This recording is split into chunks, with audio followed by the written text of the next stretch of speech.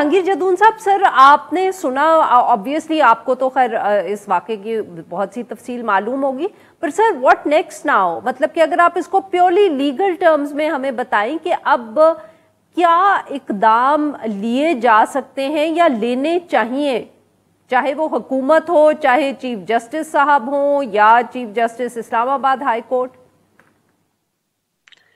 बहुत शुक्रिया। देखें, एक तो बात ये कि ये देखें, इसके ख़त के अंदर भी लिखा गया है कि ग्रीवियंस तो पहले भी जज करते रहे हैं और 1 साल से करते हैं। इसमें सबसे बड़ी बात ये थी कि इन्होंने ये बात पब्लिक की है, जिसकी वजह से आप भी डिस्कस कर रहे हैं, पूरी media, international digital running media discuss कर रहे हैं। पहले इस तरह नहीं हुआ कि जजों ने एक लेटर या एक ग्रीवियंस अपनी पहुँचाई हो और उसको फिर पब्लिक कर दिया हो। इसमें सबसे बड़ा जो अनप्रेसिडेंटेड चीज़ है कि पब्लिक एक लेटर उन्होंने पब्लिक कर दिया है कि ये हमने लिख दिया। वैसे तो आपको पता है सुप्रीम जुडिशल काउंसिल को हज़ारों जजों के खिलाफ खत आते हैं, वो लिफाफे खुलते ही नहीं है, वो पता नहीं किधर चले जाते हैं।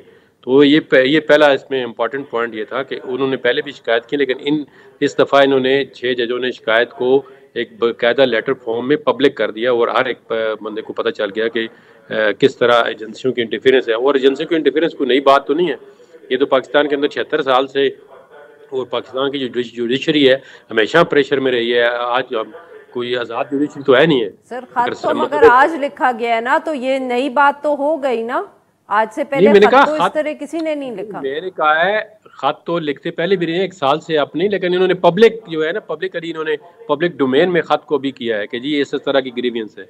ग्रीवियंस तो देखे ना, जुडिशरी को हर वक्त रहती है, कौन सा ऐसा दौर है। 2018 में एक जज ने पब्लिकली एक अपना वे अडॉप्ट किया जी कि मुझे बहुत प्रेशर है, उसने जाके एक अपने जो लीगल फोरम ही होता है बार काउंसिल में स्पीच कर दी।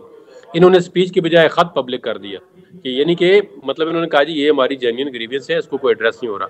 अब वे फॉरवर्ड क्या है, वे फॉरवर्ड ये है कि अब जिस तरह के फुल कोर्ट बैठ के ये अब कोर्ट को इसको 184(3) के अंदर एक फंडामेंटल जो जुडिशरी का ये फंडामेंटल जो इंडिपेंडेंस है, फंडामेंटल राइट में आता है हर सिटीजन का, कि इसको बुनियादी हकूक में, क्योंकि आगे भी इस पर बहुत ज़्यादा जजमेंट आई है सुप्रीम कोर्ट की कि जुडिशरी की इंडिपेंडेंस जो है वो फंडामेंटल राइट में आती है। और ये एक ना कॉन्स्टिट्यूशन का एक ट्रिकॉटमी ऑफ पावर है कि जुडिशियल जो है इंडिपेंडेंस बड़ी ज़रूरी है, फंडामेंटल है।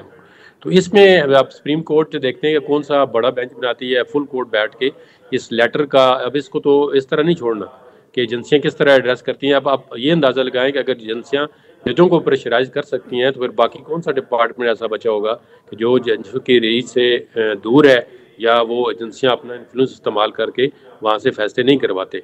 तो ये बड़ा बहुत इंपॉर्टेंट इशू है। आज तमाम बारों ने भी इसके बारे में रेजोल्यूशन पास किए हैं, अपने अपने लाएअमल का जो है वो मुस्तकबिल का अयादा किया कि क्या करना चाहते हैं। तो ये एक बड़ा सीरियस इशू बन गया है। अब इसको सुप्रीम कोर्ट को हर सूरत में मेरे ख्याल में एड्रेस करना चाहिए और आइंदा के लिए इसको रोकना चाहिए।